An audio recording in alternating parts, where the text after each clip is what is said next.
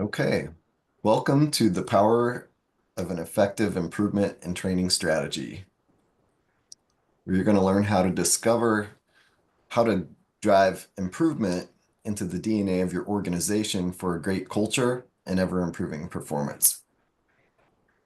All right. Oh, we've got another one joining right now. So, my whole philosophy is we gain insight into how things work and we address the obstacles that hinder performance. And that allows us to have less stress. So, stress is decreasing while results are increasing. Okay. So, a lot of organizations, when people show up to work, it's a little bit like they're managing chaos. Can any of you guys relate to that? Everybody's trying to do a good job, but we have somewhat of an effect of people going in different directions. So can any of you guys relate to that? Okay, I see in the chat. Yep. So what I propose instead is that we gain some additional insight and we turn the organization into something that looks a little bit more like this, where our top leadership has a solid strategic and tactical plan, and everybody below that is aligned with it, and we're all rowing the boat in the same direction. So, how do we do that? It's not that difficult, but it is special. We do it systematically by identifying and prioritizing which obstacles to remove. And as we do that, it reduces stress. So our stress is coming down while our performance is going up, and we get much better results. So what does this look like to the company? Well, in general, as a company survives year after year, sales are going up, but expenses are also going up. And then the gap between your sales or revenue and your expenses is the profit. So what we do is we figure out where to focus our improvements for the most impact, and we start to make improvements there. If we do that, we can get more sales through with the same resources, the same people, the same buildings, the same equipment, because we've removed a lot of the obstacles that hinder their flow. And as we address the things that hinder the flow, oftentimes we also address some of the biggest cost factors. And so we see a large gap between sales and expenses that we wouldn't have otherwise gotten if we didn't address and improve some of the key things that are holding them back. And what happens to profit when that gap spreads out? It gets a lot larger. Okay. So a little bit of the magic behind this is this break-even point. How many of you have heard of the break-even point? Anyone? So this is one of the keys to success. For a lot of organizations, if they want to double their profit, they think they need to double everything. We need to expand the building, hire more people, buy more equipment, add more bathrooms and break rooms, and expand the parking lot for all these additional people. But the reality is, we've got our fixed costs with all the overhead. And then each time we sell something, there may be a variable cost associated with that single unit. But at our baseline, we have once you get past the break even point, you're making a profit. Before that, not so much. Okay. So what I find is typically after about a 20% increase in your flow through your organization, after we remove obstacles at one or two of your key departments, you can double your profit by only increasing your throughput volume by about 20%. And it varies from industry to industry, but you don't have to double everything to double profit or to triple it or quadruple it. Okay. So if you focus on the right projects at the right time, you guys all understand the concept of a bottleneck. That's what's pinching off the flow like a garden hose through your whole organization. So if you know the right place to focus your improvements at the right time, it's like this kink in the hose here. If we improve that, you're going to see more sales flow through with the same number of people. Okay. And there's ways to find it. So this webinar is about professional development as well as organizational development. So for professional development, it's important for individuals to be able to have a vision for what a successful career path looks like to them.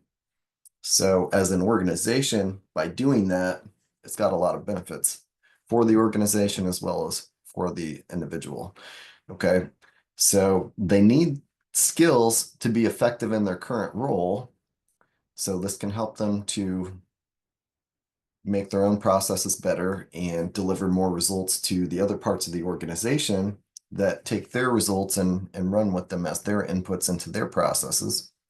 And the individual can be a catalyst for improving performance, and they can increase the value to the organization that they bring, and it increases their growth potential, and that increases their earning potential. But what it does for the organization is much more valuable than any bumps they get in their salary. It should be at least a 10 or 20x return on investment to the organization.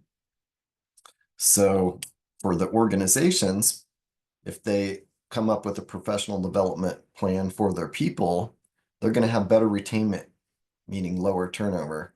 You're going to have competencies and key roles, and you're going to have better morale, better culture, and you're going to have better succession planning, because as one person gets promoted or moves to another department, you're going to be able to bring other people up to backfill some of those key and critical roles. And additionally, you're going to have better departmental and overall organizational performance. Okay, so does this make sense to everyone?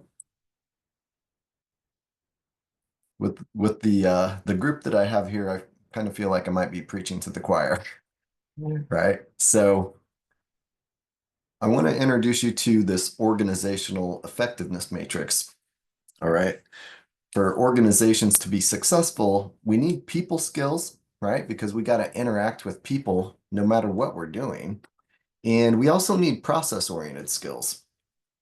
So if we have low people and low process-oriented skills, we have a bit of a problem. We've got inept people, like they don't have competencies in some of the key areas that they need in their roles, and we have poor performance. Okay, so people aren't able to get along and communicate well, and they don't have the technical expertise in their own processes. So what we want to do is we want to go all the way up to the opposite corner where our people have good people skills and good process-oriented skills. If we can do that, we can have a great culture with ever improving performance. Okay, does this make sense to everyone? So can I see a thumbs up or anything? Okay, thank you, Suzanne. All right, so the key competency areas for some of those people skills include leadership principles, right? Emotional intelligence, effective communication, stress management and conflict resolution, high performance teams, and change management. Okay, for process-oriented skills, we need the technical expertise in whatever our particular role is in the organization. And we also need to be able to have critical thinking and problem-solving skills. We shouldn't just run around doing everything instinctively and emotionally. Okay, those can get us so far, but if we want to have the next level of problem solving and decision making, it's good to hone those skills and add that body of knowledge to your repertoire. Okay, so then it's also important to have data-driven decision making and understand and be able to apply process improvement methods. And most people operate in projects day in and day out without necessarily realizing it. So it's important to have project management. And if you're a manager, you've got day-to-day operations, plus you're expected to drive improvements. So you really need program management as well. And at the top levels of the organization, we also need strategic planning and portfolio management. Okay. So most of you are probably already familiar with this, but I'm just going to hit the highlights of it. There are about 5 levels of competency. The first level, we don't know what we need to know in order to be successful at what we're currently doing. All right, does this make sense? So this isn't bashing anyone. There are lots of topics that I am totally incompetent at. Like I may not even know that it is a topic. So I'm definitely unconscious that I don't have that. Okay, makes sense? But then we can move into conscious incompetence, where now we know like there's this body of knowledge or this topic or this skill set that for me to be successful in what I'm trying to do right now, I need to learn more and acquire this knowledge and this skill set. Okay. Then as you learn it and learn how to apply it, you start to have conscious competence. So this is like when you first start learning how to ride a bike, and you got to think about what am I doing with my legs and what am I doing with my hands, as you're using the handlebars, right? And like when you start to learn how to drive, then you move on to the next level, which is unconscious competence, where you execute it skillfully without having to think about all the details. So when you want to turn left with your car or your bike, you just do it. You just know what you want to do, and your body moves and makes the bike or the car move or the steering wheel. And you really don't have to think about it. You just think about where you're heading and how fast you want to get there. Okay? Does that make sense to everyone? So what's better than that? I mean, that's pretty good, right? You can ride a bike without thinking about it. What's better than that is when you get to reflective competence. This is where you reach the level of mastery, where you're challenging, how do I do this? What could I do to get better? And you start to challenge some of the assumptions that you've been practicing so that you can keep getting better than your previous best. Okay, so think like an Olympic athlete. All right, so we go all the way from ignorance, meaning, I'm not saying stupid. I'm saying we don't know what we don't know, all the way up to mastery. And there's a high risk of being prideful or the risk of hubris, being overconfident in our decision-making ability in levels 1 through 4. So what we want to do is continue to get to higher levels and challenge ourselves to the level of mastery. How do we get better? So I've been providing training now for ever since 2019, but before that, I was responsible for quality and continuous improvement for about 21 facilities around the US. And so I've come up with kind of a methodology for training an organization, and I'd like to share that with you. So the way I look at it is kind of like an org chart. So we've got the top person and we've got their direct reports. Okay. Then we have the directors, managers, supervisors, and leads, and everybody else. Okay. So in the perfect world, it's preferable to start with the top leadership so that they've got an idea of what good looks like. Then we go on down through middle management, and then we have special training for some people. Okay. And then there's certain training that's good for everybody to have. Okay. So, and then your top level becomes the strategic improvement um, project portfolio steering committee. Okay. And they're aligned with how do we prioritize and how do we plan this out for achieving our strategic objectives to get from where we're at to where we want to be in 5 years. So if this is where we want to be, these are the projects we're going to do from now to the end of the year to make that happen. Okay. So we want them to have strategic training, and we want the level below them to also have that training so that they can feed ideas for projects into that team that's going to analyze and prioritize which projects to do each month and track the current progress. Okay, so this makes sense to everybody? And as some of your VPs or C-suite start to retire, or if they go on to other companies or whatever the case may be, that level below them is set up for succession to step into those higher level leadership roles. Okay, does this make sense? And by doing so, we raise people through the levels of competency in their place in the organization, and we provide them with opportunities to growth. And we're teaching them both people skills and process-oriented skills. And we're going from managing chaos to managing an aligned organization that's moving forward towards its strategic objectives rapidly and gaining momentum. Okay, does this make sense? So you've got your top level as the tip of the spear, leading the way, gathering information that's critical for success rather than dealing with all the day-to-day problems like we used to be. Okay, managing by squeaky wheel and knee-jerk reaction.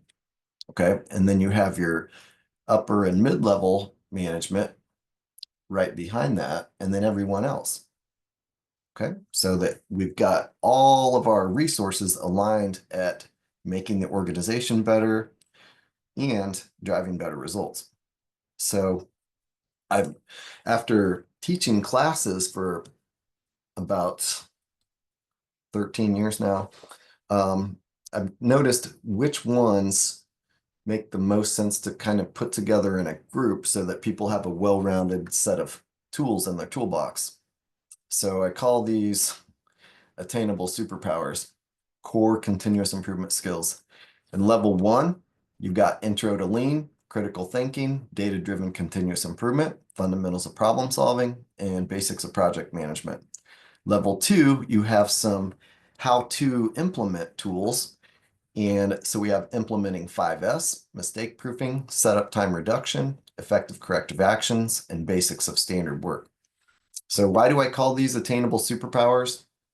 Because being able to solve problems and improve processes is kind of like performing little miracles that improve people's quality of life at work because you're reducing their stress while improving results.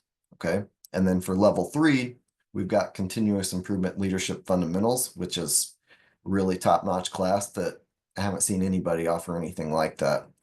And then Lean Six Sigma Leadership Bootcamp, which gives you a lot of the core information you would get as a Master Black Belt so that you can come up with a strategy for the organization.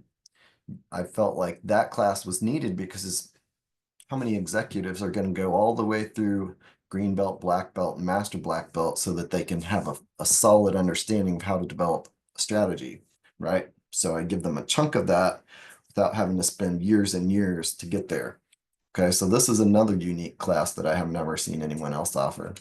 Then we've got basics of change management and value stream mapping and Kaizen events. So these give the organization some major strategic advantage over their competition.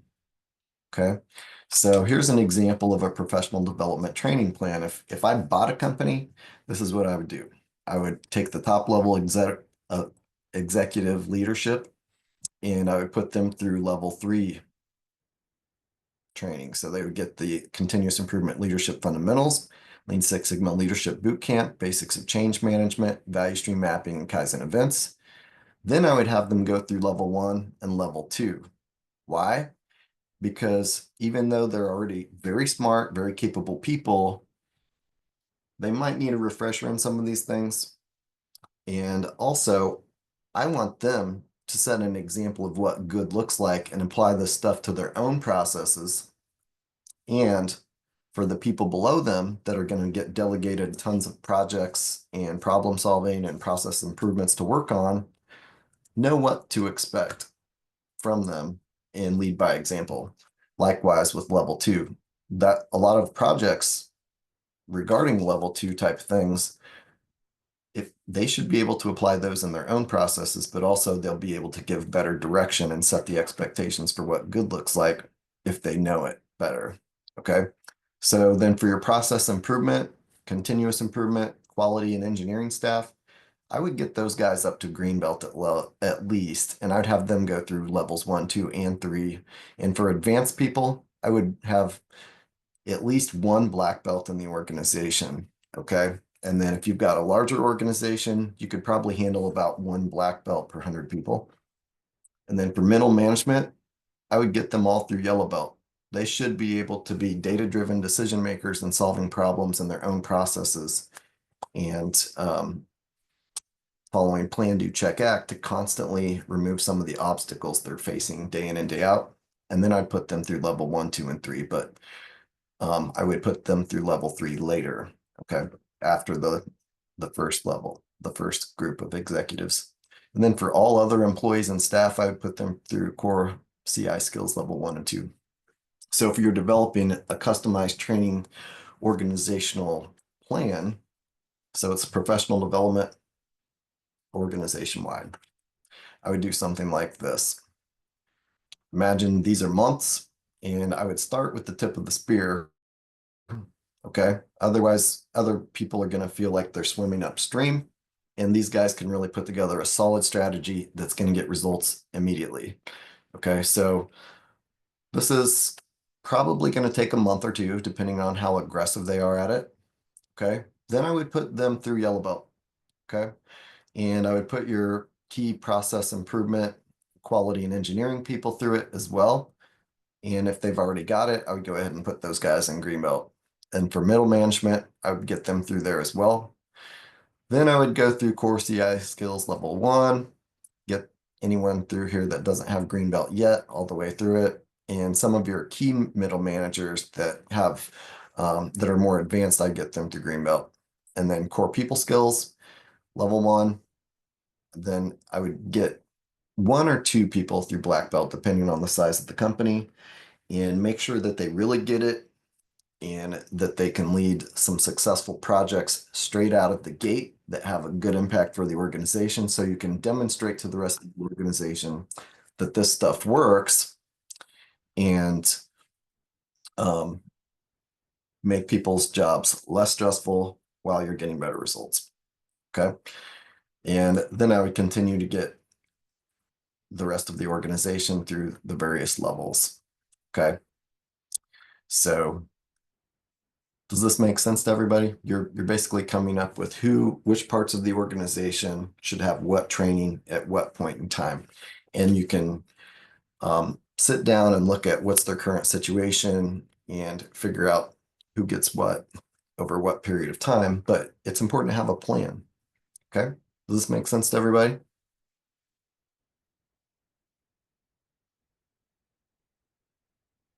Can everybody still hear me? All right. Excellent. Thank you, Susan. Okay, so now I want you guys to think about what can you do in your role currently. So as we learn about solving problems and making improvements in our people skills, sometimes it's hard for us to have time to take any classes. And then when we get back from a class, it's hard to catch up on the work that we fell behind on while working on the class. And then it's hard for us to start applying what we learned. So this is one of the things that I have people do in several of my classes so that they start to carve out some time for learning, for applying their new skills, and for working on their top priorities in their current role. So what I'm asking you to do here is take time to make time so that you can act on what you've learned. So we got to assess what's consuming our time and then create an improvement plan so that we have more proactive time to do the things that set us up for more success. And so by doing this, we lead by example. So if I asked you guys, what was your week like last week? You know what I hear from most people? Man, I was just so busy, busy, busy, busy, busy, busy last week. Okay. Can anybody relate to that?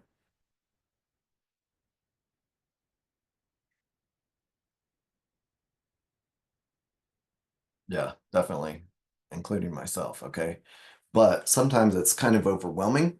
We're kind of bouncing around like a pinball, dealing with jumping from one thing to another. Maybe we're fighting a fire over here. We're trying to build something positive over here for the future.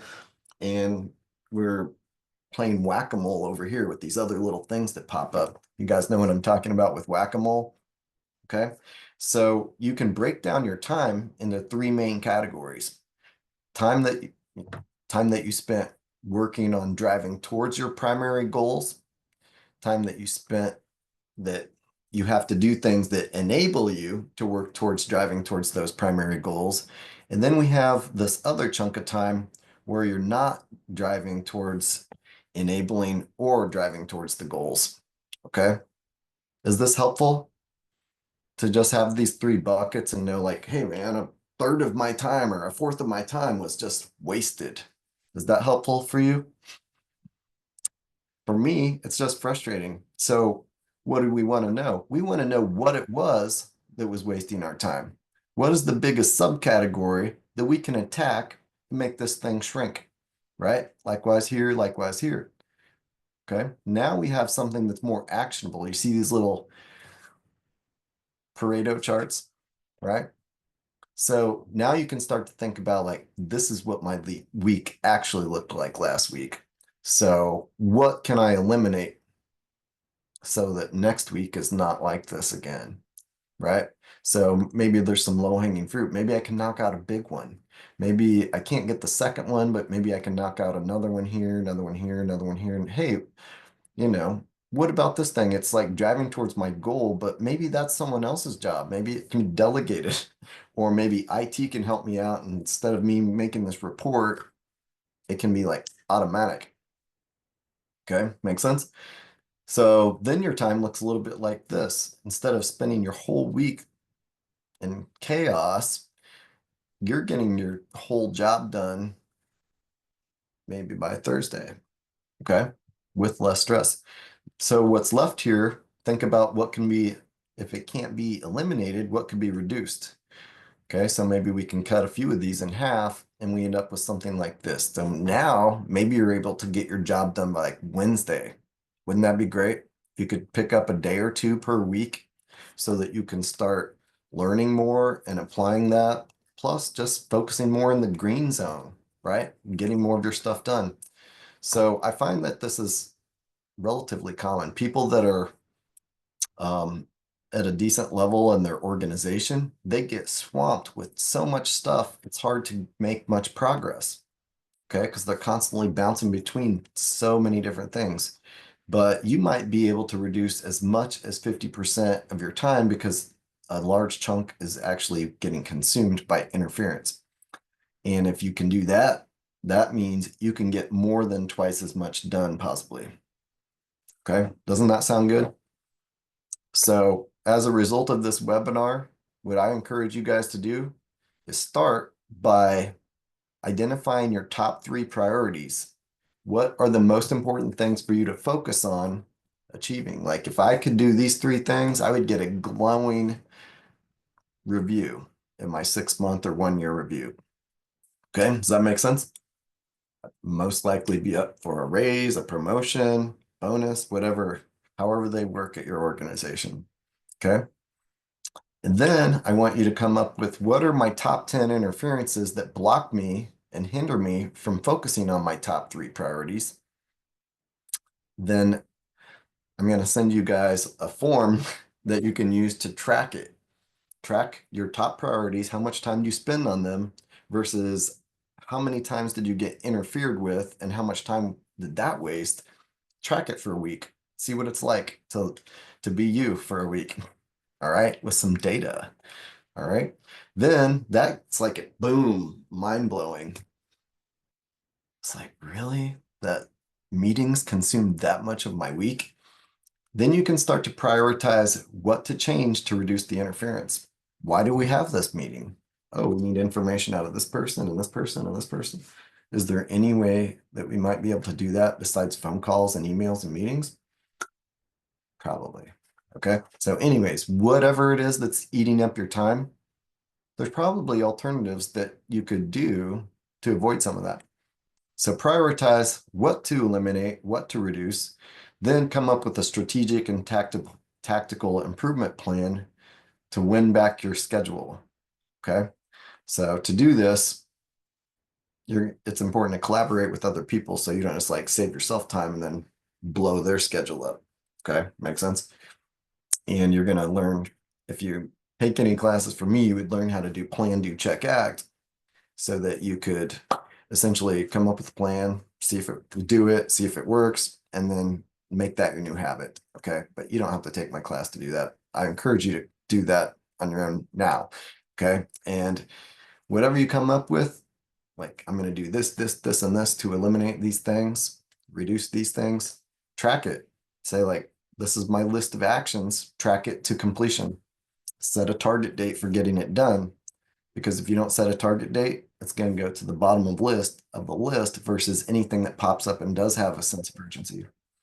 All right, make sense? So here's an example. Somebody tracked their top 3 priorities for a week, and they tracked their interferences for a week, and they spent about 17 and a half hours on their top priorities and about 40 hours with interference. So meaning they're working nearly 60 hours, but less than a third of it was working on their top priorities. Okay, so once you have the numbers, it starts to help you to realize what could be reduced and eliminated so that I don't have to live like this. Wouldn't you like to not work 60 hours? Wouldn't you like to get more than half of your work week actually working towards the goals that and priorities that you've got? Okay, makes sense. So I have my trainees do this early on, like in the continuous improvement leadership fundamentals class, Lean Six Sigma yellow belts. They've got to do this. This is an assignment, because otherwise what they'll do is they'll limp along, barely get through the class because they're managing so much chaos at work. And then they'll just keep doing what they've always done and not apply anything. So they've got to do this so they have more time to finish the class on time, as well as have more time to actually apply improvements. All right, so everybody with me?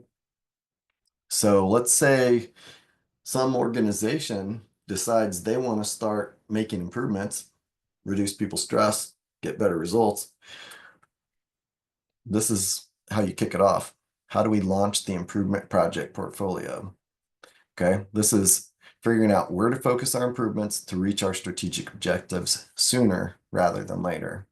Okay, it's not a wish, it's coming up with a plan that actually delivers the results. So for the first wave of projects, you review the strategic business objectives, you identify and qualify potential projects based on your criteria, you create a strategic project implementation roadmap, and then you start executing projects. And so part of this means you've got to train some people with some skills so that they can do this, right? And we track our project progress as well as the deployment progress of our overall improvement program. And this would be done by the steering committee. That's the tip of the spear I showed you earlier. They're going to have meetings probably monthly, and they're going to track our progress versus our objectives and our target timeline. Okay. So with the first wave of projects, you want to do this. And as you get going, you need to go back through this. It's cyclical, cyclical. Okay. Makes sense? So it's not like we come up with this one strategy once and then boom, because as you execute it, the environment's changing around you, and some of that's changing because you're so much better.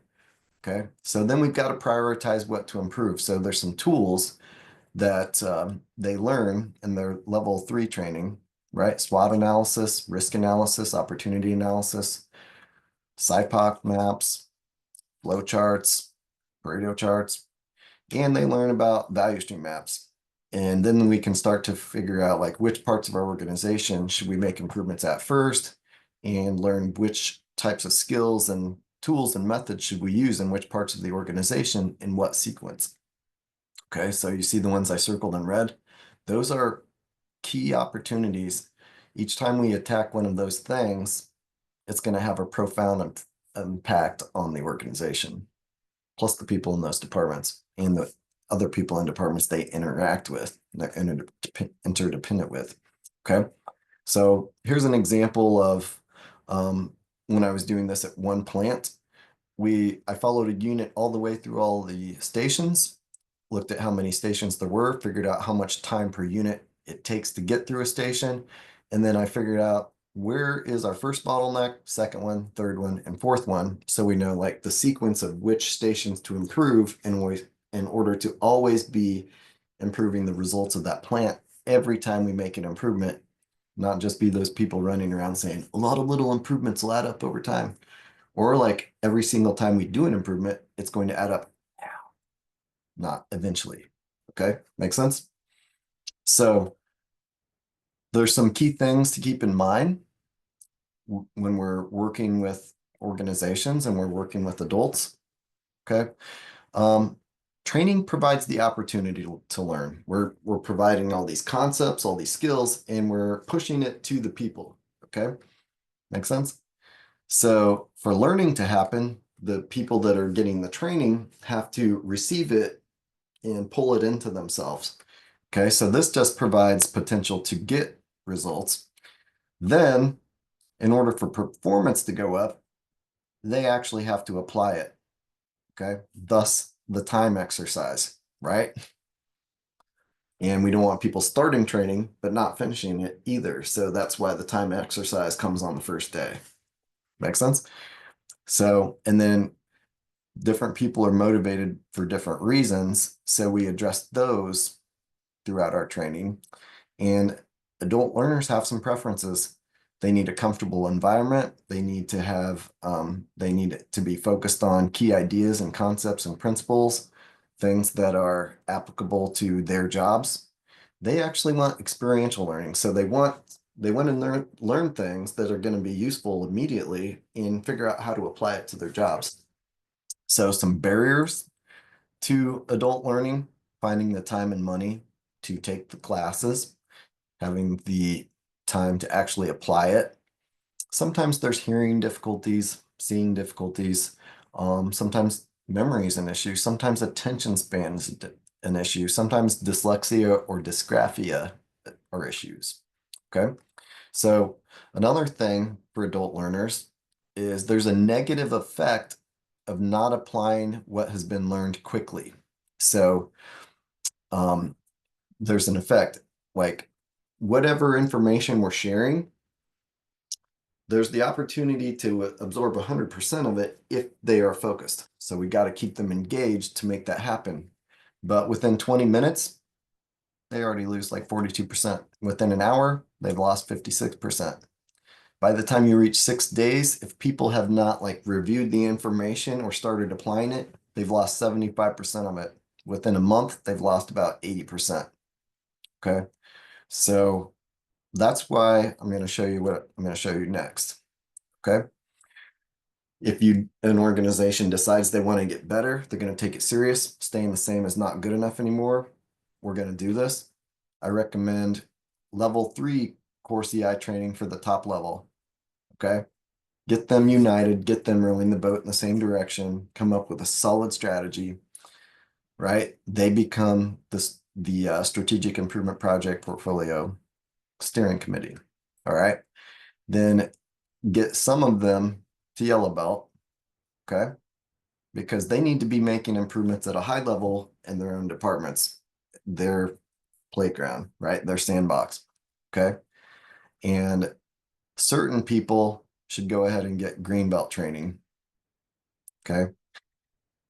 And you probably want to start getting someone up to a higher level because they're going to be a lot of people wanting to make improvements, but they need some mentoring and they need some people showing them what good looks like. So you might have some black belts. All right. So what you should do, start that core CI level 3 training, figure out which part of the organization we need to improve first, and concentrate the yellow belt, green belt, and black belt training in that particular part of the org chart. That particular part where we're going to apply training and we're going to apply improvements immediately because that's the bottleneck of the company. Okay, that's where the garden hose is pinched. If we do this, they're going to gain the concepts and then we're going to immediately implement it and get immediate results. Okay, makes sense? And then we can follow suit and go through other parts of the organization. So sometimes a company will get this training systematically going through various parts of their organization, like the top half of this by themselves. And, say they're in a bad situation or they've got this huge opportunity. Maybe it's and they get it, maybe they got a burning platform, and if they don't address it now, they're going down, right? They're motivated, or they've got this massive opportunity and they need to rapidly prepare for it so they can capitalize on it. Okay. So it's either survival or get ready for massive growth quick, right? So we can do that with this top part with training. Sometimes they need some help so they can see what good looks like and make sure that their initial projects are successful. So you can do that through consulting. So I've actually split my company into two halves, the training side and the consulting and coaching side. So anyways, you start with that, setting up your, doing a deep dive analysis of the organization, figuring out what parts need what types of improvements, developing that strategic improvement project portfolio while preparing for your first Kaizen event. Then we hold the first one while we prep for the second one.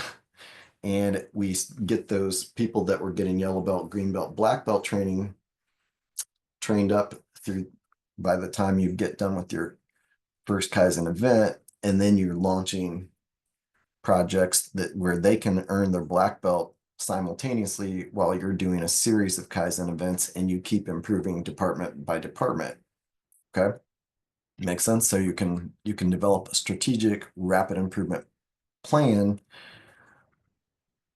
for execution while you're rolling out your organizational training plan. Okay. So imagine your organization is a giant relay race, right? You got to go from process to process to process to get it done and get paid. And imagine we've collected all this information about how long it takes to get units, orders through each of your departments. Okay. And we figure out there's my first bottleneck, there's my second bottleneck, there's my third bottleneck. And then we talk to all the subject matter experts in each of these processes and find out what are the things that block them. Okay. Imagine pink Post-it notes. All right. And we measure and analyze some orders going through each process, and we see how much time they're working towards their goals, working on things that enable them to work towards their goals, and work on things that are just interfering, right? And then we talk to them about what could we do to eliminate and reduce those obstacles? What would neutralize them? Okay. And then we systematically follow our strategic improvement project portfolio. And by the way, this is called the chain of solutions. This is like my baby. Okay. All right. So say you want 20% more sales to double or triple or quadruple your profit. We're going to do these 10 things. We're going to implement these 10 solutions to knock out those 10 interferences or obstacles. You want to keep going? So after you knock out some of their initial problems, guess what? Each time you go to a new department, you leave behind some metrics that track their performance versus a target, track what's going wrong, got a breakdown of what's going wrong, and you've trained them on continuous improvement enough. We get them to the yellow belt level where they can work with their team to prioritize these top issues and say, like, if we could eliminate 5 of these by snapping our fingers, which ones would you want? Then they work with their teams with their developed problem solving skills to work backwards from the symptoms to the root causes. And then we figure out what should we do about the root causes, who are the best people to work on it, and what's a realistic target date. And each time we go from department to department as we roll this out, they are learning how to keep getting better because we've already knocked out some of their core obstacles, and that frees them up to have more time and energy to knock out more obstacles as your strategic improvement project team has gone on to a different department. So these guys can keep getting better and following plan, do, check, act, even though now they're doing it on their own. So they've gotten continuous improvement into their DNA, and they can keep knocking off some of those obstacles, even if the strategic improvement team isn't in their department now. Okay. So let's say you want 20% more improvement. Well, we've got all these other things on our radar that we can fix. So then we're going to do these 10 things, right? See how these things are getting smaller across the top. So the less time it takes you to do the work in each department, the more flows through.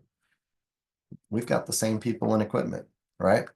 And then if you want another 20%, we do these 10 things. And it's based on how much we can get through each department per day or week. So we're systematically removing the things that hinder the flow. Okay. So look how much difference the heights are on these. What happens if now you can do your job in half the time? This is like a before and after. If you can do your job in half the time, you're getting twice as much done per day, same people and equipment. And your lead times are half. Okay. Not bad, huh? So here's an example. This was the first project I did. We found out where the bottleneck was. We applied improvement skills there, made their jobs easier, and they went from producing 36 tons per day through heat treatment to 91.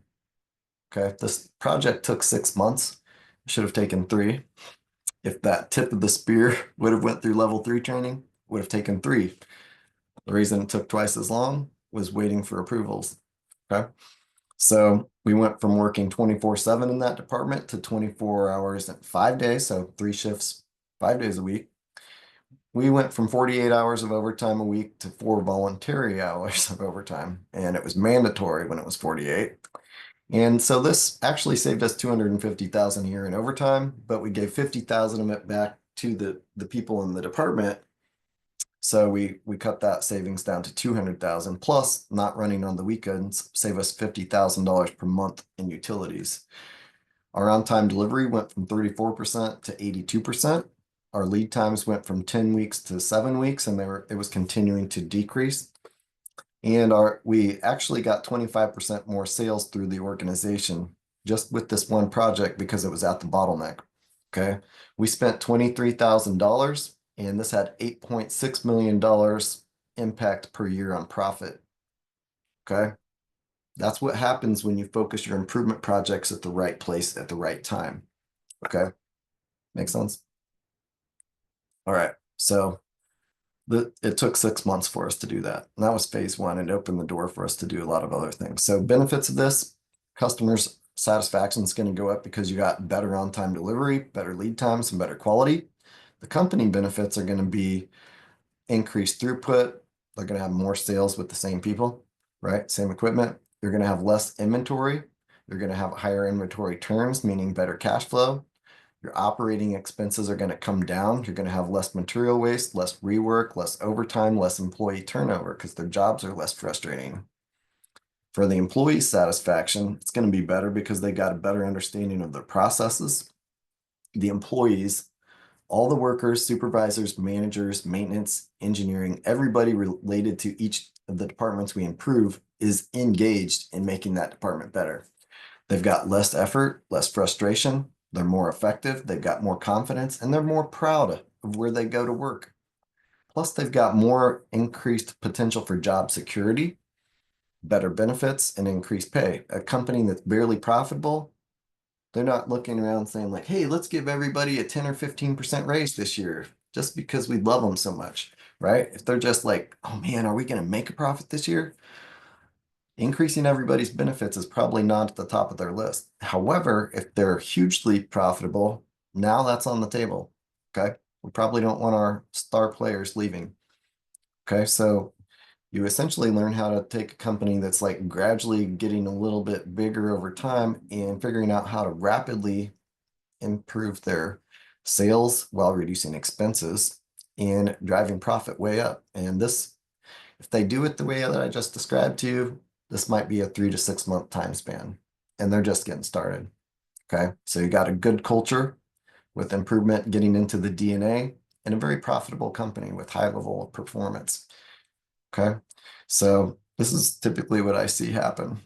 You start out with your current level of performance. We learn how to strategically make the right improvements in the right place at the right time, and we rapidly improve. Okay. Then we put in place what I talked about. This department we just improved, the bottleneck, we leave metrics in place and they keep improving. But because we ramped up so quick, sometimes the supply chain takes about 3 months to catch up with this new volume that we've just jumped to, like 20 or 30% higher output. So while this is going on, we might work on making some improvements in our supply chain or distribution channels. Then we do another rapid improvement project, another where the bottleneck went to next, and so on. And eventually you get better than your the leader in your industry, and you might have better numbers than people in any industry as far as profitability goes, lead times, on-time delivery, turnover, best places to work. And that's how I came up with this. Okay.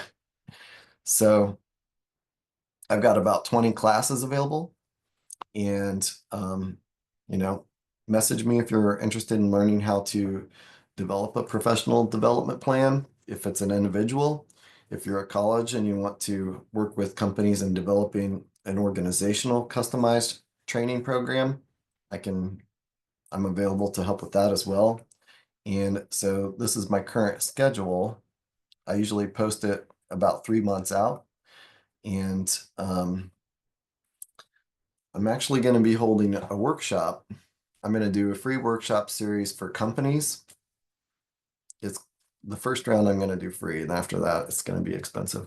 But if you're from a company, what I'm going to do is set it up so like we'll probably meet like either every other week or once a month. So I'll see who's interested first and identify 3 people that you would like to have learn how to strategically improve your company. If you're at a college, I'm also going to hold a free one for colleges, but it's a little different. So you'll be having a set of peers that also come. So let me know if you're interested in that. And what we'll do is we'll identify your priorities and requirements for the college and the state and everything. We'll analyze your processes, look for anything we can do to make your life easier while achieving more of your results for you, for the college, for the state, and for the companies and individuals that you work with. Okay, that sound good? So I'm gonna put my email address in here in the chat box.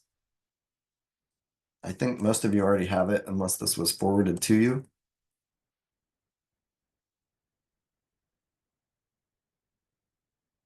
So here's my email address. Email me if you're interested in being part of that, the workshop for companies or for organizations. And I'm going to send all of you a PDF of this. And I'm also going to send you a link to the video recording. So if you want to rewatch it or somebody that you know couldn't make it, you can share it with them as well.